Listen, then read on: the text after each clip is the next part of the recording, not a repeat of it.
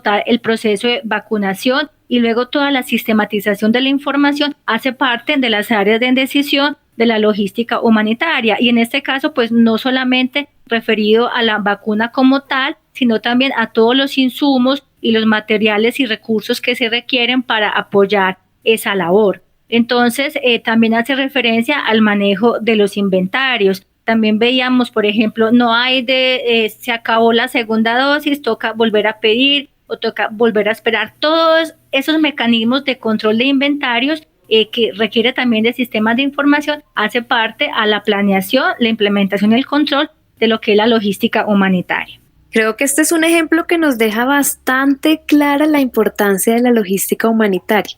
Además que navegamos a lo largo de las diferentes áreas de la logística, ¿no? Las compras, el almacenamiento, la distribución, el transporte.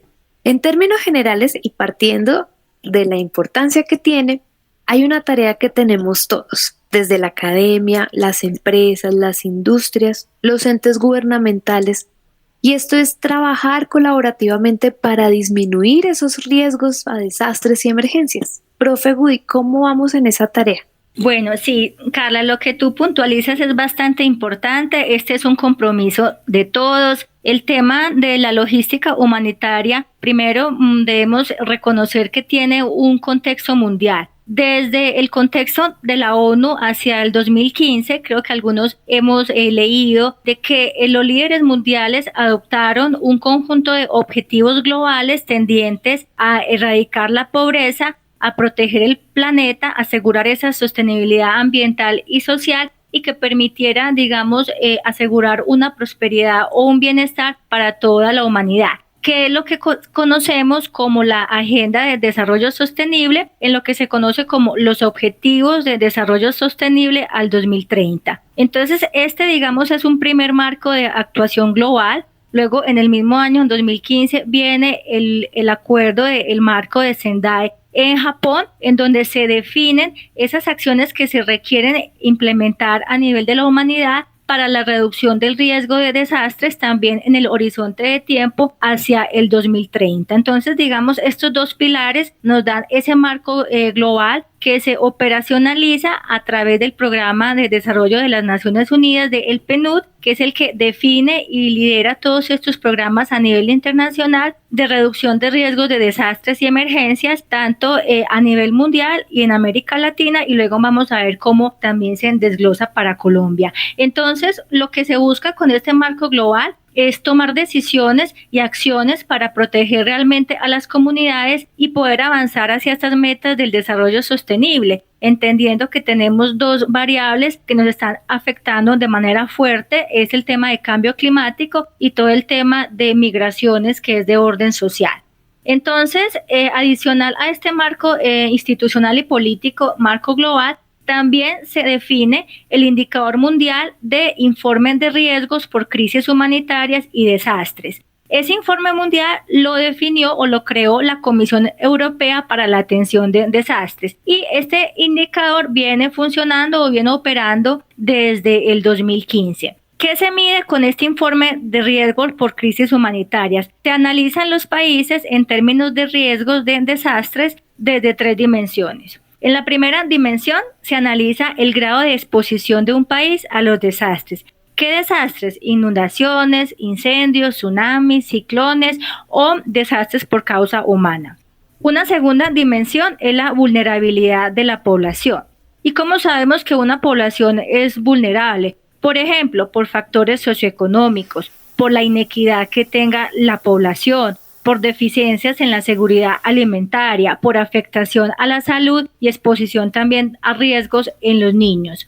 Y en la tercera dimensión es la capacidad institucional y la infraestructura que tenga ese país para poder atender el desastre o un desastre. Entonces ahí, digamos, se mide la capacidad de los gobiernos y la infraestructura física o la infraestructura logística que ese país puede tener para atender un desastre. Entonces se entiende como infraestructura física a nivel de medios de transporte, a nivel de tecnologías, a nivel de comunicación, etcétera. Para este informe, la puntuación que se le otorga a los países es de 1 a 10, en donde 10 representa un riesgo mayor.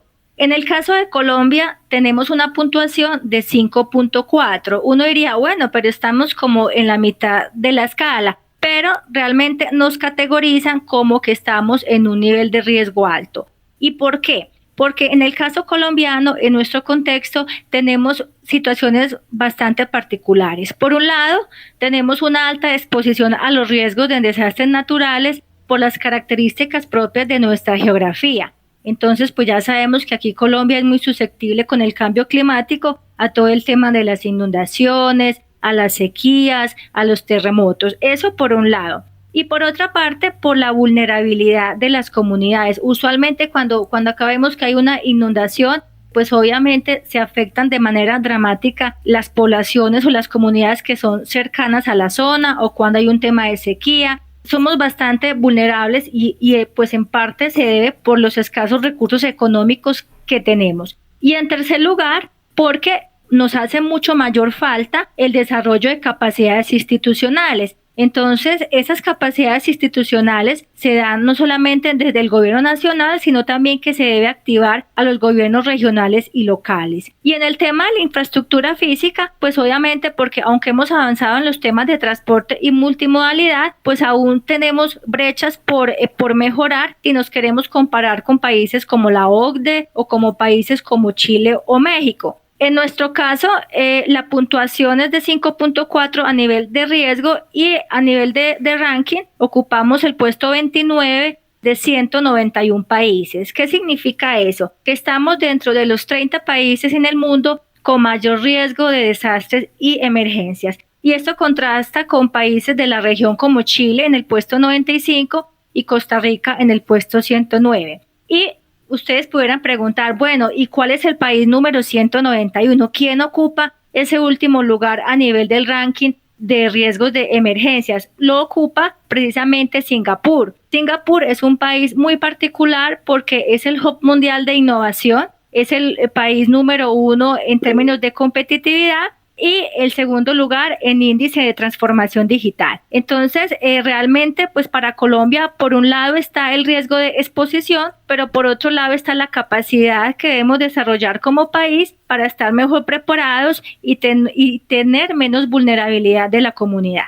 Gracias, profe. Pues claramente aún tenemos un gran reto por delante. Vamos a ir a un corte institucional y al regreso nos vamos a hablar con más detalle de cuáles son esas acciones que podemos adelantar para mitigar esta vulnerabilidad. Nuestra cita es los lunes a las 12 del mediodía. Sintoniza la Radio UNAD Virtual con El Oír de las Regiones. Una propuesta del Observatorio Intersistémico Regional y el Sistema de Servicio Social UNADista para el Desarrollo Regional de los Territorios y Microterritorios de Colombia. Recuerda, todos los lunes a las 12 del mediodía. Te esperamos, El Oír de las Regiones.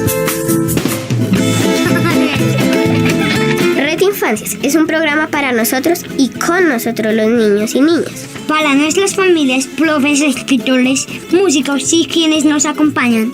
Conéctate a la red, pero a la Red Infancias. Todos los martes a las 10 a.m. Los invita a la licenciatura en Pedagogía Infantil. Los esperamos. ¡Los esperamos!